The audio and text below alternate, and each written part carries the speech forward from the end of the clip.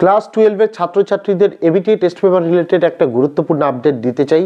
আজকে কিন্তু প্রকাশিত হওয়ার কথা ছিল তোমাদের এবিটিএ টেস্ট পেপার, কিন্তু এবিটিএ এর তরফ থেকে তাদের ফেসবুক পেজে অফিসিয়াল জানিয়ে দেওয়া হয়েছে যে প্রেসের অসুবিধা থাকার জন্য 18 তারিখ অর্থাৎ আজকে তারা কিন্তু প্রকাশ করছে না এই এবিটিএ টেস্ট পেপার, এবং আগামী কবে প্রকাশ করা হবে সেটাও কিন্তু ডেট এখনও ফিক্সড করা হয়নি। খুব শীঘ্রই সেটা জানিয়ে দেওয়া হবে। যখনই জানিয়ে দেওয়া হবে তোমাদের আমরা কিন্তু ভিডিও মারফত বলে দেবো।